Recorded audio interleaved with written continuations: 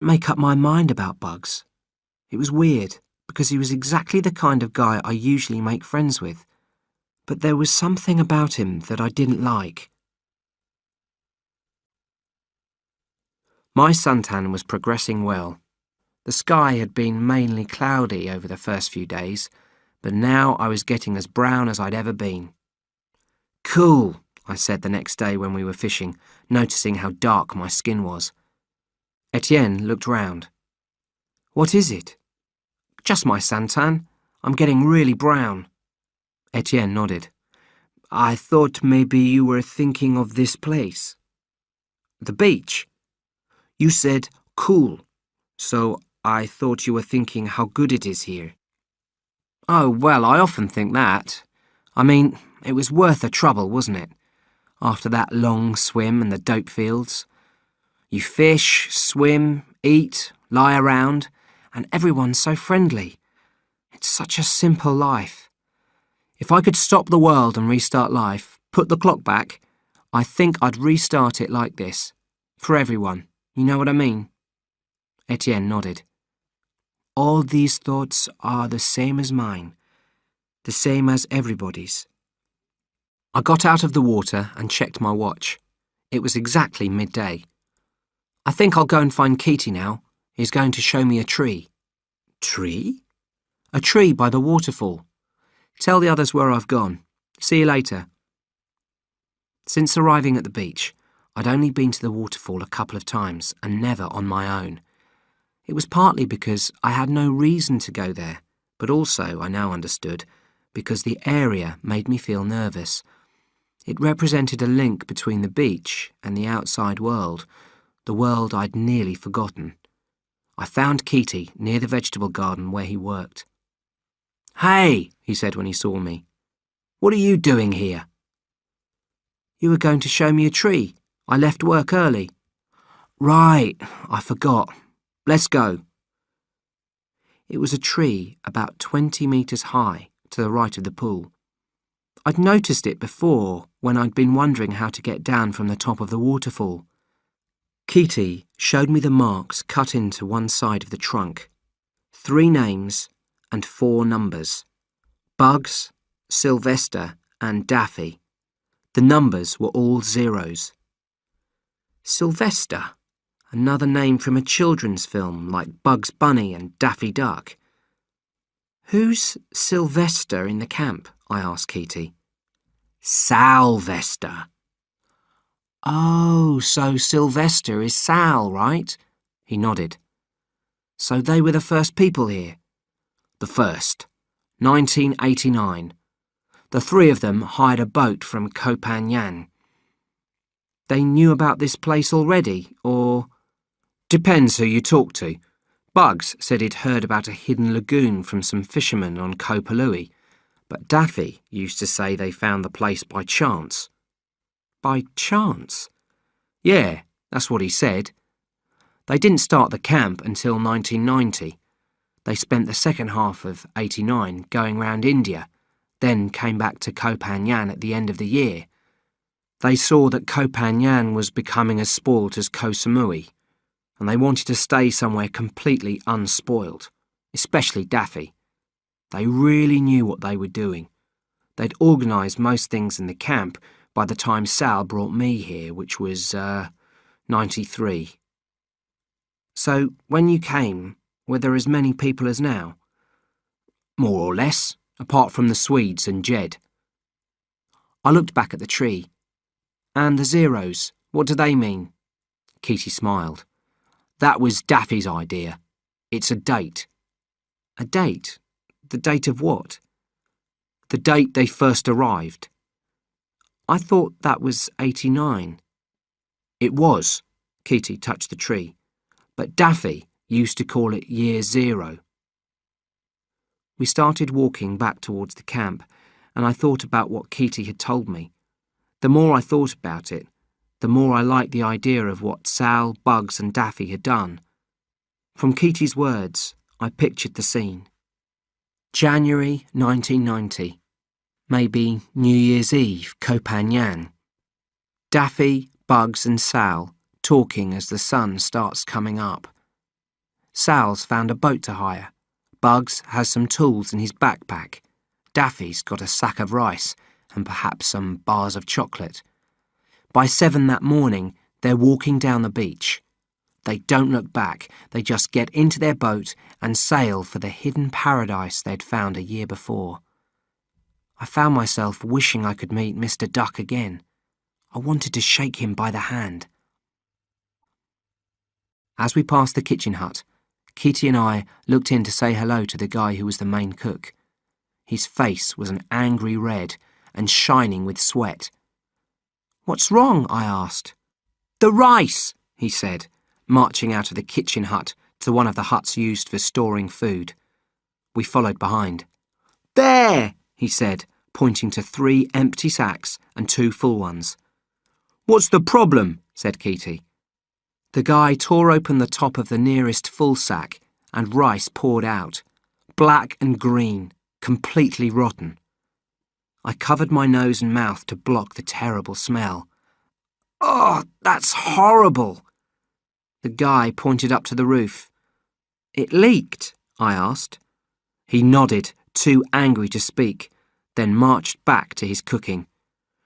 "Well," said Kitty as we walked back to his tent, "it isn't all bad news about the rice. You should be glad, Rich." "Why?" "No more rice means a rice run. You can get some more cigarettes." In the tent, Kitty lay on his back, smoking one of my last cigarettes. "I think," he said, "there are 2 main reasons why people don't like doing the rice run.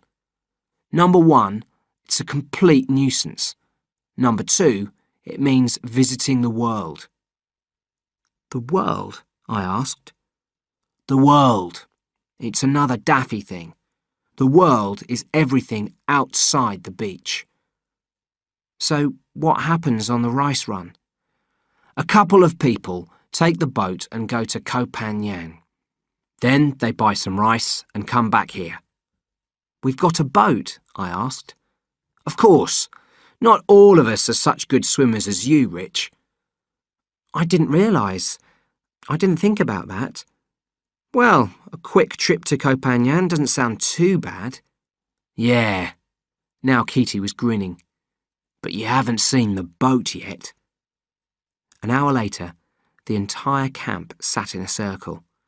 The news about the rice had been passed around quickly, and Sal had called a meeting. Kitty was sitting next to me. "I bet Jed volunteers," he whispered. "He loves doing special duties." I was going to reply when Sal clapped her hands and stood up. "Okay," she said. "As everyone knows, we've got a problem. We thought we had another 7 weeks of rice, but we've only got enough for 2 days. Now, this isn't a major crisis. Nobody's going to starve to death, but it is a minor one." Sal paused. "Well, you know what I'm going to say next. We need to go on a rice run. So, who's volunteering?" Jed put up his hand immediately. "What did I tell you?" whispered Kitty. "Thank you, Jed. So, okay, that's 1. Who else?" Sal looked around. Most people were looking at the ground. "Come on, we all know Jed can't do it alone." Just as when I jumped from the waterfall, I only realised what I was doing after I'd started doing it. I put my hand up. Sal noticed, then glanced at Bugs. Out of the corner of my eye, I saw him nod. "Are you volunteering too, Richard?" "Yeah," I answered, still a little surprised to find that I was. Yeah, I'm volunteering." Sal smiled. "Good. That's decided then. You'll leave tomorrow morning." There wasn't much preparation to be done. All we needed was money and the clothes on our backs, and Sal produced the money. I spent the rest of the afternoon trying to explain to Kitty, Etienne and Françoise why I'd volunteered. "I hope you are not bored with life here," Francoise said as we chatted outside the longhouse entrance. I laughed. No, I just thought it might be interesting. Anyway, I haven't seen Comprehension yet. Good. It would be sad to be bored with paradise, no? If you are bored with paradise, what is left? Chapter 5. The Rice Run. Jed wouldn't let me wake Etienne and Francoise the next morning. They'd asked me to say goodbye before I left, but Jed shook his head and said, "Unnecessary." I thought his knife was unnecessary too. He got it out as we stood on the beach, preparing for the swim to the cliffs. A green-handled knife with a sharp blade. "What's that for?" I asked. "It's just a tool," he replied. Then he grinned and added, "Frightening, huh?" before going into the water with the knife between his teeth. Until the rice run, Jed was a mystery to me. After the first day, when he'd met us at the waterfall, we'd had almost no contact with him. Sometimes I saw him in the evenings, never earlier because he returned to the camp so late. But we'd never really had a good conversation. Normally I make quick judgments about people, often completely wrong, but with Jed, I'd kept an open mind. When we got to the cliffs, Jed explained that there were 3 caves that led into the open sea and our boat. We had to swim through one of them. "You know this cave?" Jed asked when we got to the entrance. "I've seen it while I've been fishing." "But you've never swum through it?" "No." He looked concerned. "You should have. Golden rule. First thing you do when you arrive somewhere is find out how you can get out again. These caves are the only way out of the lagoon." You couldn't see through to the open sea because the roof of the cave dropped below water level. Jed explained that we had to swim through an underwater passage in the cave. I wasn't happy about swimming into the blackness, but Jed assured me that it was easy. "You don't have to swim underwater for long. You get to the sea before you know it." "Really?" "Yeah, it's low tide, so we only have to swim underwater through half the cave. When it's high tide, you have to swim like that through the whole cave, and even that's easy." Then he took a deep breath and slipped underwater, leaving me alone. I waited a minute in the water just inside the cave, listening to my splashes echo round the walls.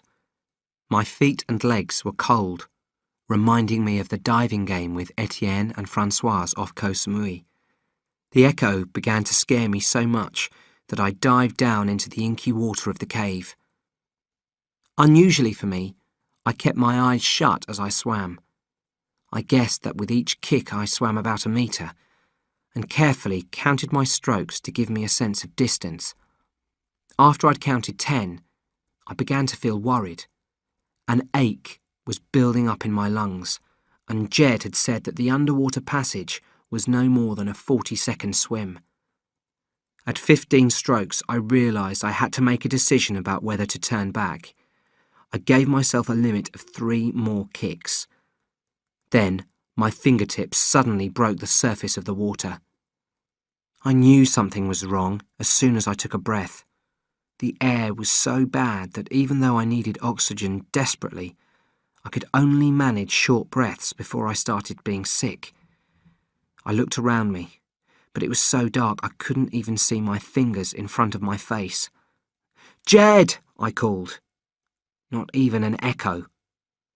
My first thought was that I should continue to swim down the passage. I assumed that I'd surfaced too soon, maybe into a pocket of air left open by the low tide, but I'd lost my sense of direction and didn't know which way to swim. By feeling around with my hands and feet, I seemed to find 4 passages, but it was hard to judge. There could have been even more. It was a frightening discovery. If there'd only been 2 passages, then whichever direction I chose to swim in, I'd either come up in the lagoon again or the sea. But these other passages could lead to nowhere. My second thought was to stay where I was and hope Jed would come to find me. But that wasn't very appealing either. I felt I'd go mad if I waited in the blackness. For a minute, I stayed still, thinking about what to do. Then I started to panic. I splashed around wildly, knocking into the walls, screaming out, "Help!" Then a second later, ignoring the disgusting smell, I breathed in deeply and went underwater. I took whichever of the 4 passages I found first and swam as hard as I could. I felt terrible. My legs and hands were knocking painfully against the passage walls, and there was a deep pain in my chest. After perhaps 50 seconds, I began to see red through the darkness. "It means I'm dying," I told myself as the colour grew brighter. In the middle of the redness, a spot of light started to form. Yellow, but I expected it to turn white. I was remembering a TV programme about how dying people see lights at the end of tunnels. Then suddenly I realised that the redness might not be death after all. It might be light, sunlight, passing through the water and the lids of my tightly shut eyes. I forced myself to make one more hard kick and came straight up into brightness and fresh air. There was Jed, sitting in the sun on a rock. Beside him was a long boat, painted the same blue-green as the sea. "Hey," he said, not looking round. "You were a long time." I couldn't answer at first, because I couldn't breathe properly. "What were you doing back there?" "Drowning," I finally managed to say. "Didn't you hear me?" "Sure," he said, running the blade of his knife against his beard. "Now we've got to get the boat started." "Jed, listen to me. I was stuck in an air pocket with more than one exit and nearly drowned." For the first time, Jed looked at me. "An air pocket?" he said. "Are you sure?" "Of course I'm sure." Jed frowned. "Well, that's weird. I've been through there 100 times and I've never found any air pockets. And there were several exits?" "4 at least. I could feel them and I didn't know which one I should take. It was terrible." "I'm sorry, Richard, I really am. I honestly didn't know that could happen. It's amazing. Everybody on the beach has swum through that cave and no one's ever got lost." He held out a hand and pulled me onto the rock. "I might have died."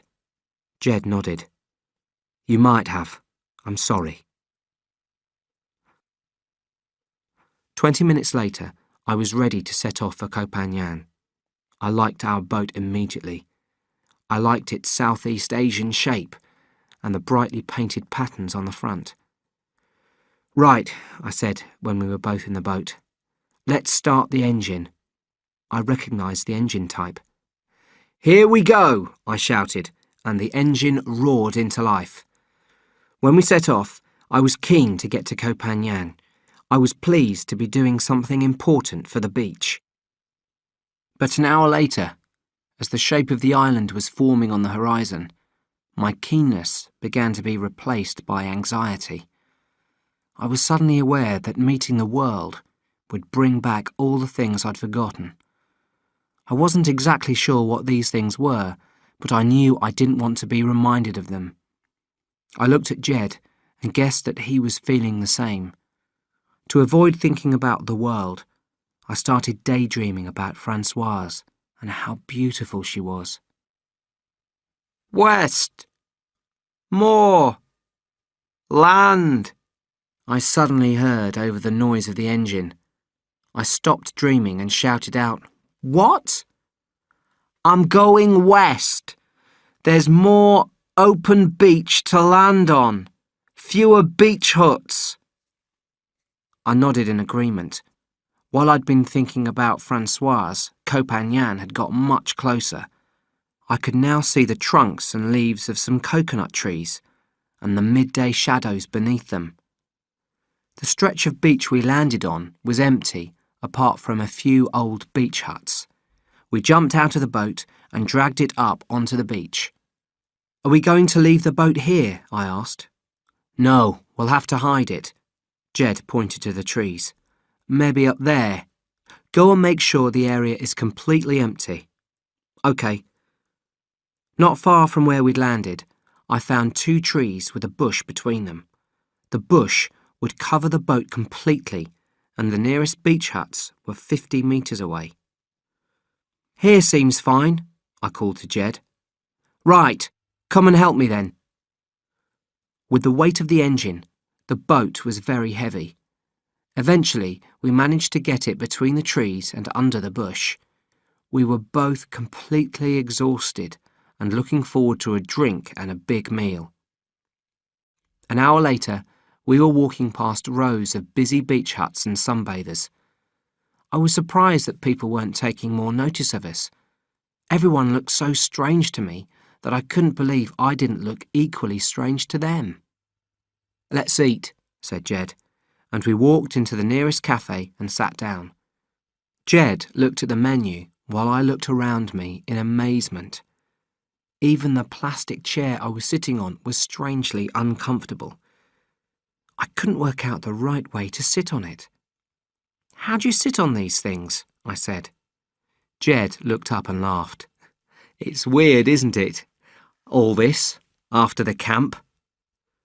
Yeah, it certainly is. What do you want to eat? I'm starving. I looked at the menu. I think I'd like a couple of hamburgers. After we'd eaten, Jed gave me a choice. I could go with him to buy the rice, or I could stay on the beach and meet him later. He didn't really need my help, so I decided to stay. I had my own shopping to do anyway. I wanted to buy some more cigarettes and a few presents. I found a small shop and bought some razor blades for me, Etienne, Gregorio and Kitty, and a tube of toothpaste for Francoise. Then I bought several packets of sweets. I wanted to give everyone a present. And finally, I bought myself some cigarettes and a pair of shorts. I had a drink and decided to pass the time by walking along the beach. After a while, the heat made me feel tired, and I lay down in the shade for an afternoon sleep. The music started at 8, which was lucky, or I might have slept until midnight. I jumped up and ran down the beach to the cafe. It was now full of people, but I saw Jed immediately. He had a bottle of beer in his hands, and he was looking extremely annoyed. "Where have you been?" he said angrily, when I sat down beside him. "I've been waiting." "I'm sorry," I replied. "I fell asleep." He still looked very angry. "What's the matter? Didn't you get the rice?" "I got the rice, Richard. Don't worry about that." "What's wrong then?" "You tell me." "Tell you?" "About 2 Americans." "2 Americans?" Jed drank his beer. "2 Americans I heard talking about an idyllic beach in the marine park." "Oh, God!" "They know you, Richard. They used your name, and they've got a map." He squeezed his eyes shut like he was fighting to keep control of his temper. "A map, Richard. They were showing it to some Germans." I shook my head. I was feeling shocked. "I'd forgotten. Who are they?" "Jed, wait. You don't understand. I didn't tell them about the beach. They told me. They already knew about it." He put his beer bottle down on the table hard. "Who are they?" he shouted. "Zeph and Sammy. I met them on Koh Samui. They were just 2 guys in the hut next to mine. We spent some time together, and the evening before we were going to leave for Koh Pulong, they started talking about the beach." "So you drew them a map?" "No, I didn't say a thing, Jed. None of us did." "Then where did the map come from?" "The next morning, I drew it and pushed it under their door." I pulled out a cigarette and tried to light it. My hands trembled, and it took me 3 attempts. "Why?" "I was worried. I didn't know if the beach really existed. I had to tell someone where we were going in case something went wrong." "What could go wrong?" "I don't know. We didn't know anything. I just didn't want us disappearing with nobody knowing where we'd gone. Jed put his head in his hands. This could be bad. We could have disappeared into the marine park and no one would have... He nodded slowly. I understand that. We sat in silence for several minutes. Eventually, Jed said, "These 2 Americans, do you think they'll try to come to our island?" "They might do, Jed. I don't know them well enough." God, this could be so bad. Then suddenly, he laid his hand on my arm. "Listen," he said. "Are you blaming yourself?" I nodded. "Don't. I'm serious. Whatever happens with these Americans, it isn't your fault. If I'd been in your situation, I'd have done the same thing." "What do you mean, whatever happens?" I asked. I mean, whatever happens, I don't want you to blame yourself. It's important, Richard. If you really want someone to blame Daffy. Anyway, we might not even have a problem. In a few weeks, the Americans will probably be flying home, and the map should go with them. Even if they stay in Thailand, they might not bother trying to reach us. The trip isn't easy. Well, I hope you're right, I said quietly. All we can do is hope and wait. He finished his beer and stood up. We've got to get the rice back to the boat now. Are you ready? Yes. Around the back of the cafe was a narrow passage between 2 beach huts. Jed had hidden the rice sacks there. We set off along the beach, dragging the sacks along the sand. After a while, we stopped for a cigarette and ate some of the sweets I'd bought. I'm sorry if I was angry with you, Jed said. You didn't deserve it. It's all right. When we get back to the camp, Richard, don't mention the Americans to anyone. But Sal and Bugs, I don't think they'll understand. Okay, if you think that's the right thing to do. It took us another 3 hours to get back to the boat. We left the sacks beside it, then lay down on the sand. Jed went to sleep at once. I lay beside him and looked up at the stars, wishing I was living in a world where I hadn't given the map to Zeph and Sammy. We woke up at dawn the next day, put the rice in the boat, and made the journey back to our island. When we got back to the camp, no one seemed at all interested in our trip. A few asked, "How was it?" out of politeness, but as soon as I began telling them, they looked bored, and no one was very enthusiastic about the presents I bought them either. It seemed that they weren't interested in anything outside the beach. I was disappointed by their reactions, but not for long. I soon began to forget the world too, as I had when we first arrived at the camp. Within a week, nothing much existed for me beyond the lagoon and its circle of cliffs. My worries about Zeph and Sammy didn't disappear so quickly, though. I was kept awake, worrying about what plans they and the mysterious Germans might be making. But it was hard to go on worrying, even about them, as the days passed and nothing happened. A few weeks after the rice run, I woke up to the noise of rain on the longhouse roof. It had rained only 3 or 4 times since I'd arrived at the beach, and no more than short showers. This was a tropical storm, even heavier than the one on Koh Samui. A few of us stood around the longhouse entrance, looking out across the clearing. Bugs was standing outside in the pouring rain, looking up at the sky. "Stupid fool," someone said, looking at Bugs. "Thinks he's God," someone else said, and we all laughed. I would have said something too, but just then Sal came out at the far end of the longhouse and started walking towards us. "What's the delay?" she asked. Nobody answered her, so I said, "Delay about what?" She looked at me and said angrily, "Fishing, gardening, work. What are we going to eat with your rice if no one goes fishing or gardening?" People started slowly moving out into the rain. As I ran down to the beach, I thought about the conversation at the longhouse entrance. I'd never mentioned the way bugs annoyed me, not even to Kitty, but from the way the others were talking, I began to wonder if they felt the same way. The thing that I'd noticed most was the way we'd all gone quiet when Sal came over. I felt like I'd witnessed some kind of division among the people in the camp, and possibly been included in it. The rain continued to pour all that week and half the next, but in the early hours of Thursday morning it stopped. Everyone was relieved.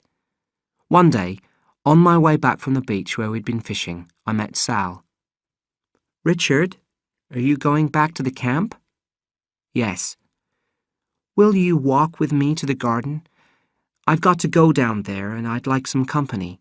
We haven't had a good chat for a long time." I nodded. "Okay, sure." Sal walked slowly. Sometimes she paused to look at flowers. Sometimes she stopped for no apparent reason. "Richard," she said after some time, "I want to tell you how pleased we all are that you found our secret beach." "Thanks, Sal," I replied, already understanding that this conversation wasn't just a friendly chat. "Can I be frank, Richard?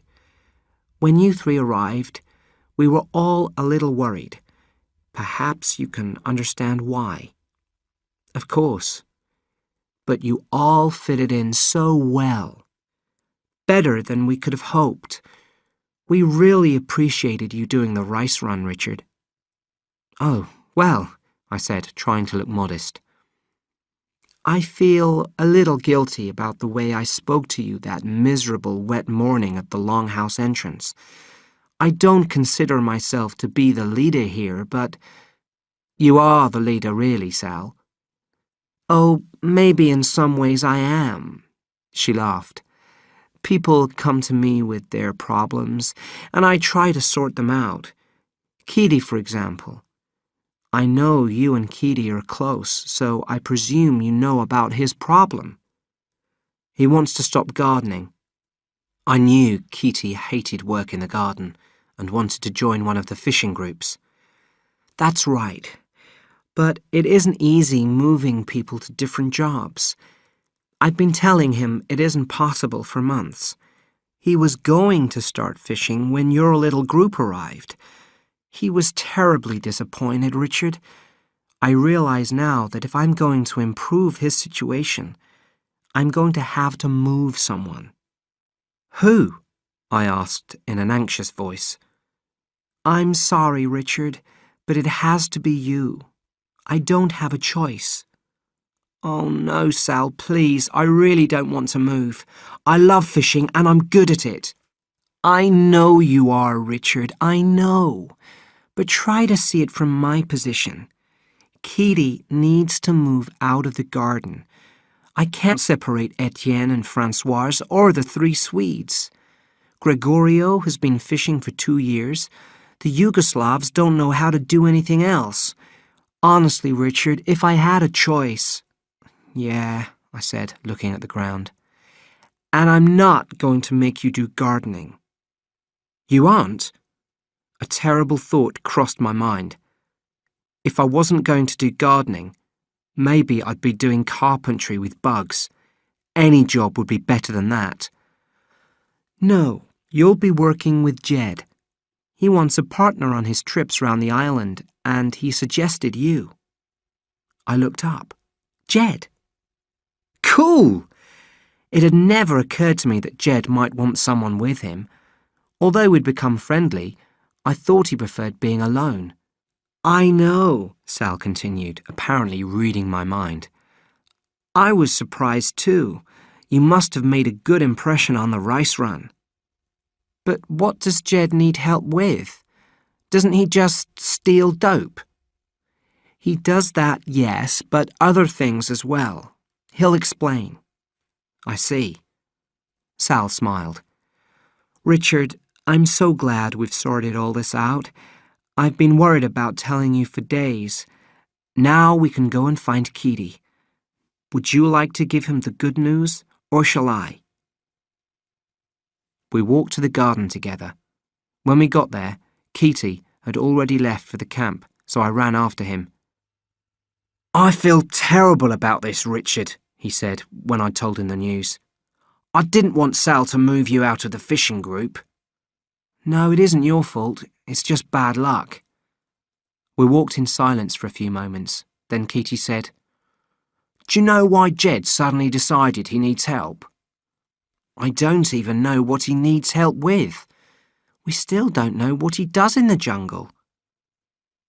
When we got nearer the clearing, it seemed to me that people must have heard the news. They paused in their conversations and all turned, watching me with quiet and serious looks on their faces. There was a strange moment when I reached them. I felt like I'd already been isolated from them. It reminded me of the first morning after my fever, when I discovered that Etienne and Françoise had made friends while I'd been asleep.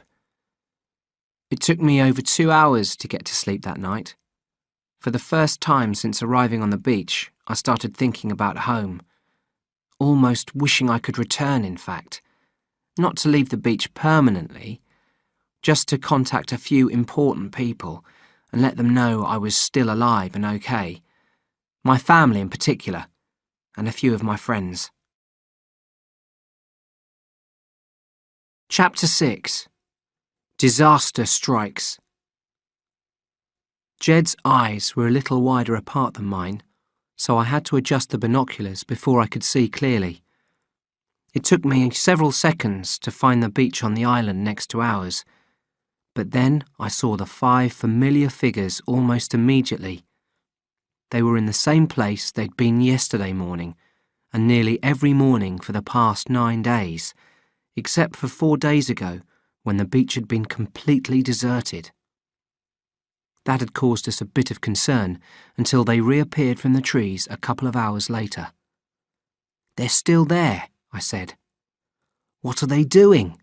asked Jed. "Just lying there." "And you can count all 5? I paused. 5, yeah. They're all there. Good. Jed coughed quietly into his hand. We had to be careful about noise, so close to the dope fields. We couldn't smoke either, which didn't help my nerves. Good. My first day with Jed had started badly. I'd woken up in a terrible mood, still thinking about my family and friends in England. I was also rather depressed about not going fishing with the others. But as soon as he'd explained about the people he'd seen on the neighbouring island, I'd understood. Then I'd started panicking, saying, "This is the worst thing that could happen," again and again, while Jed waited patiently for me to calm down. It took some time, but eventually I stopped talking for long enough for him to speak, and he was able to explain the situation to me. The good news was that Sal didn't know that I'd given Zeph and Sammy the map of our island. After Jed had seen 5 people on the island next to ours, the island Etienne, Françoise and I had swum from to reach our beach island, he'd only told Sal that some strangers had arrived there. He didn't mention their connection with me. She thought that Jed had asked for a partner because he'd got tired of working alone. The other good news was that the people hadn't moved from the island. If they were aiming for our beach, they were obviously finding it difficult to reach us. However, we had to assume that they did want to get to our beach eventually.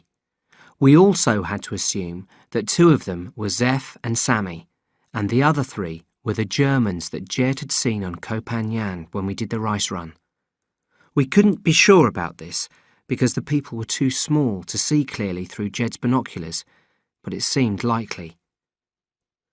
When Jed had told me the bad news, I'd spent the rest of that day in a state of shock, watching the 5 people through his binoculars. Every time one of them appeared to move, I was sure that they were going to start swimming towards us, but they didn't. In fact, they hardly moved from their patch of sand, occasionally going into the sea for a few minutes or disappearing into the jungle behind the beach for a couple of hours. After 3 or 4 similar days had passed, my initial level of panic faded and I just felt generally tense. With the tension, I was able to think more clearly. That was when I began to notice other things about my new job with Jed. The first was getting to know Jed more. We spent every hour until nightfall sitting on a rock at the highest point of our island. Apart from spying, all we could do was talk. Mostly, we talked about Plan B, which was what we were going to do when the 5 people finally got here. The only problem with Plan B was that, like most Plan Bs, it didn't exist. We had several options, but we could never agree on which one was the best. The option I favoured was that Jed went down to meet them and told them that they weren't welcome, but he didn't want to do that. Although he was sure he'd be able to make them leave, he was also sure that they'd go straight back to Koh Phangan and tell everyone what they'd found. Instead, Jed wanted to rely on our island's natural barriers. There was the long swim from the island.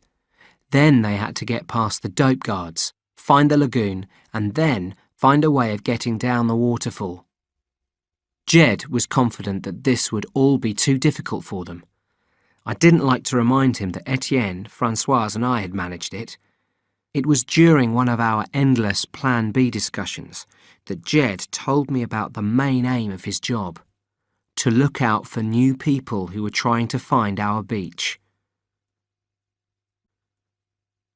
"Something's bothering me," I said, putting down the binoculars. Jed frowned. "What?" "I'm afraid they'll find our backpacks. We couldn't swim with them, so we hid them under some bushes. If Zeph and Sammy find them, they'll know we were there and that they're near our beach." "How well did you hide them?" "Quite well. I'm starting to think that I might have copied the map wrong. I drew it in a real hurry, and I could have missed out an island between Koh Phangan and here." Jed nodded. "It's possible. So if they think they're on our island now, that explains why they haven't moved for the last 9 days. They're looking for our beach, which they won't find, but they might find the backpacks." "It's possible," Jed repeated.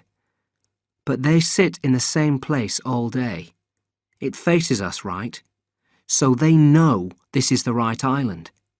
They're sitting there and trying to work out how to reach us." We looked at each other briefly. Then I started staring through the binoculars again. Jed and I would stay on the rock until the sun set. Then we'd go back to the camp. We couldn't spy if it was too dark to see, and anyway, Jed said it wasn't safe to be outside the camp after nightfall. You didn't know what or who you might meet. Back at camp, Jed would go and talk to Sal, and I'd get some dinner. Then I'd go and look for Etienne, Françoise and Kitty. Usually I'd find them near the kitchen hut, having a joint before bedtime. Lying to Sal about Zeph and Sammy and the map was easy, but I hated lying to my friends. However, I didn't have a choice. Until we knew whether Zeph and Sammy would manage to get to our beach, there was no sense in worrying everyone. I could only tell them that my new job involved looking out for people who might be trying to find our beach. "It's a good idea," said Kitty. "What will you do if you see someone coming?" "I'll tell you when it happens," I replied, laughing uncomfortably. At the end of the 10th day working with Jed, we were, as usual, hurrying to get back to the camp before nightfall. My plan was to eat some food quickly and then spend the rest of the evening with my friends. But when I got to the kitchen hut, all I found was a cold pile of boiled rice. The cooking pots for fish and vegetables were empty. Then I noticed something even more strange. Apart from Jed, the clearing seemed to be completely deserted. I walked over to Jed. "Do you notice anything weird?" I said. "Well, I can't see any food." "Exactly. There isn't any food, and there aren't any people either." Jed stood up and shone his torch around him. "Yeah," he said, "that is weird." We looked around us for a few seconds, our eyes following the light from the torch. Then, from somewhere nearby, there was a loud moan, the sound of someone in a lot of pain. "God, did you hear that?" whispered Jed. We paused, listening carefully. Then we heard the moan again, and the hairs on the back of my neck stood up. There was something frightening about the empty camp in the darkness. "Okay," said Jed. "We'd better investigate." We'd only walked a little way when someone put their head out of one of the tents. It was a girl called Ella. "Jed? Richard?" "Yeah, it's us. What's going on, Ella?" She shook her head. "Come inside. It's a disaster." We went in. One of the cooks was lying inside the tent. His eyes were closed and he was holding his stomach. "It was Keaty, stupid fool," Ella said, wiping the sweat from the guy's forehead. "Keaty? Why? What did he do?" I asked. "He put a squid in one of the fishing buckets, and we cut it up and cooked it with everything else." "So?" "The squid was already dead when he speared it. Most of the people in the camp have food poisoning and are being violently sick. Only 5 or 6 of us are all right. I've got a bit of a stomachache, but I think I've been lucky." "And why did Keaty spear a dead squid?" "I'd like to ask him that myself. We'd all like to ask him," said Ella in an angry voice. "Where is he?" I asked. "In his tent?" "Maybe." "OK.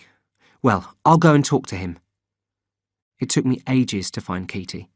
He wasn't in his tent, and there was no response in the clearing when I called his name.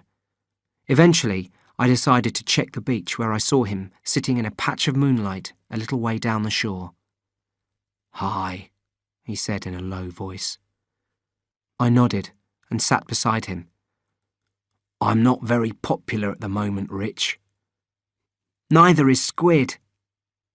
He didn't laugh. "So what happened?" I asked. "Don't you know? I poisoned the camp." "Yeah, but—" "I was fishing, using Gregorio's mask. I saw this squid. We've eaten squid 100 times before, so I speared it and threw it in the bucket. I didn't know it was already dead." "But if it wasn't moving—" "Yeah, well, I know that now. But I thought its arms were moving." "So it was a mistake? It wasn't your fault?" "God, Rich, of course it was my fault," he shouted and looked away. I only stayed with Keaty for a few minutes because I wanted to find Etienne and Francoise. He wouldn't come with me because he said he wasn't ready to face people yet, the poor guy. When I saw what was happening inside the longhouse, I was glad Keaty had decided to stay on the beach. The scene inside would only have made him feel worse. I'd had no idea that the effects of food poisoning had been so severe. Everybody was moaning, and there was a strong, sour smell throughout the longhouse.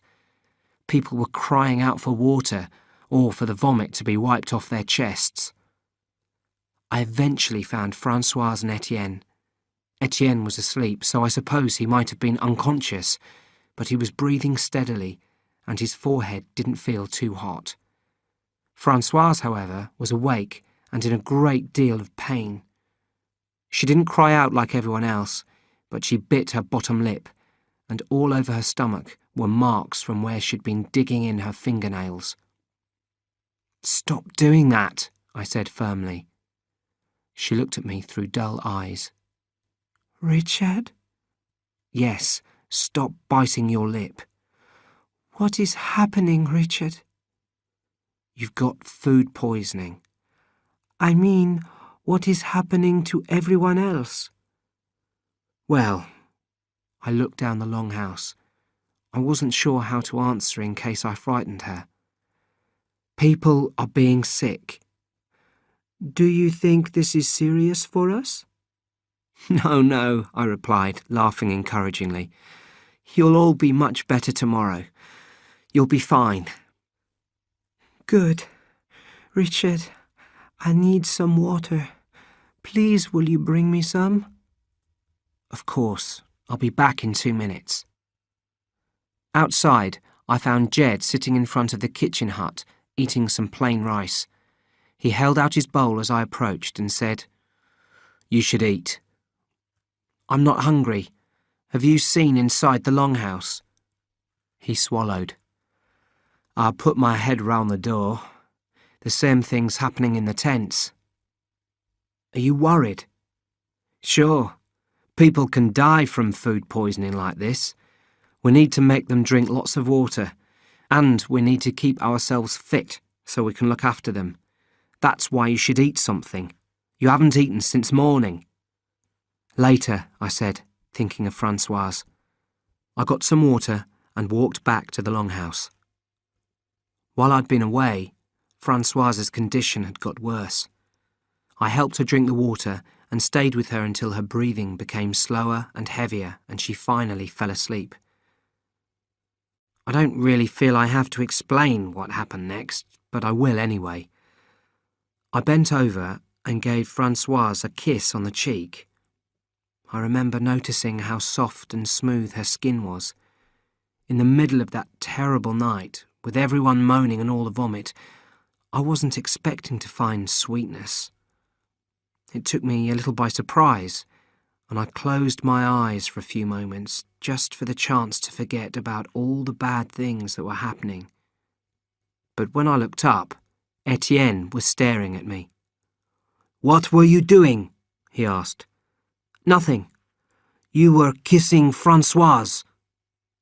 "So? I gave her a kiss on the cheek. You've seen me do that before." "You've never kissed her like that before. For so long." I felt exhausted. "You've got this wrong," I said. "You're very ill. It's affecting you." Etienne didn't say anything. I tried a joke. "If I give you a kiss, will that make everything okay?" He paused a bit longer and finally nodded. "I am sorry, Richard. You are right. I am ill and it is affecting me. But I can look after her now. Maybe some others need your help." "Yeah, I'm sure they do. Shout if you need anything." I stood up and glanced at Francoise, who was still fast asleep. Then I walked out of the longhouse. That night, I slept in the clearing. The last thing I remember before falling asleep was Sal's voice. She'd recovered enough to walk around and was calling Kitty's name. I could have told her he was down on the beach, but I decided not to. I didn't like the sound of her voice. It was like a parent calling to a naughty kid. Jed woke me at about 6:30 with a bowl of rice. While I ate, he talked. "Listen, one of us has to go and see what Zeph and Sammy are doing." "Oh, okay, but why not both of us?" "Why do you think?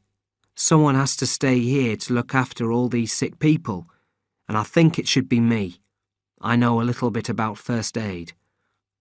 "And what should I do if Zeph and Sammy are on their way here?" Jed paused. "I'm trying not to think about it, but if they are, then get back here as fast as you can and tell me. But before you go, I want you to find Kitty and the Swedes. There are about 15 people here who are well enough to eat, so someone's going to have to go fishing for them. Only the 3 Swedes and Kitty are healthy enough." I went down to the beach first and found Kitty sleeping in the same place. I assumed he'd had a bad night, so I decided to smoke a cigarette before waking him up. I was just finishing it when Carl, Sten and Christo, the Swedes, appeared. I put my finger to my lips, pointing at Kitty, and we walked away from him so that he didn't wake up. "You're going to be busy today," I said to them. Sten nodded. "But there is only half the camp to fish for, no? We only need to catch 15 fishes. Not so difficult, I think. Would you like to fish with us?" "Thanks, but Kitty will wake up soon." "Ah, yes, Kitty. Is he sick?"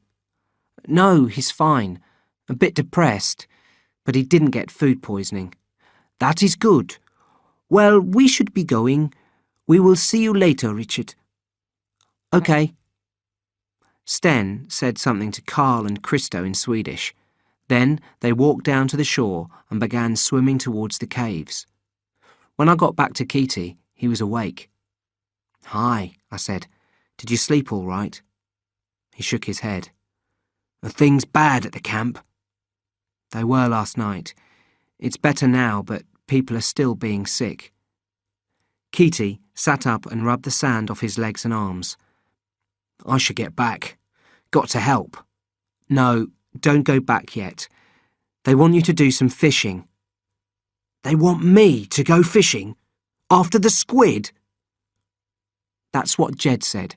The Swedes will be fishing too, and most people won't be eating. Just catch a few fish." "OK then.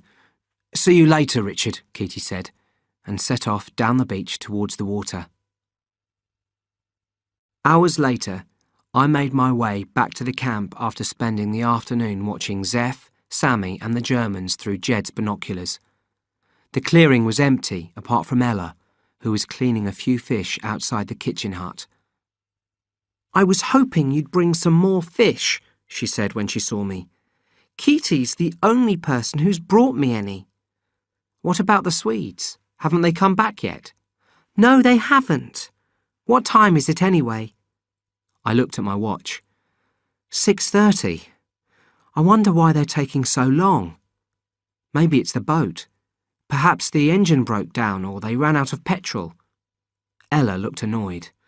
"Maybe," she said. "But if you think about it, they could have swum back by now." I thought about this last comment of Ella's as I walked towards the longhouse, because she was absolutely right. The Swedes could easily have swum back in 2 hours, even dragging the boat behind them. In a way, then, I was already aware that something serious had happened to Sten, Carl and Christo. Logically, it was the only explanation. But there were too many problems in the camp to start worrying about new ones. As I entered the longhouse, people were calling out for water or for someone to clean up their vomit. I ran around helping people and didn't have time to think about the Swedes again for ages. At 8:45, the longhouse door banged open. "Oh, there you are," I started to say, but the words dried up in my throat. Carl was half bent over, and the expression on his face told us at once that there was something badly wrong.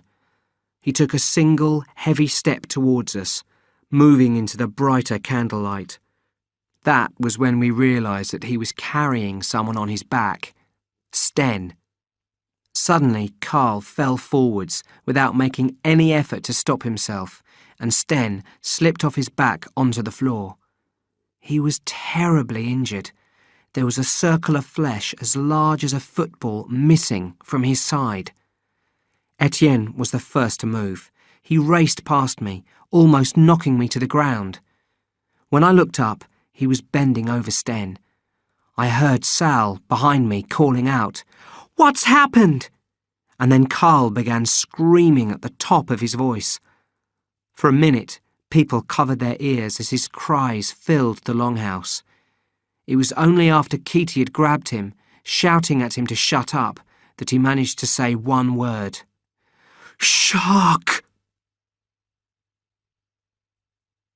The shocked silence after Carl said shark only lasted a heartbeat. Then we all started talking again. A circle quickly formed around Carl and Sten. The same kind of circle you get in a school playground when people are fighting. And everyone started shouting out questions and making suggestions. Everyone wanted to be involved in the crisis. "They need water," and "put him in the recovery position," and "hold his nose." I thought all the advice was stupid. You could see the air bubbling out of the hole in Sten's side, so his lungs were obviously completely destroyed. And anyway, you couldn't imagine anyone looking more dead. His eyes were open, but you could only see the whites.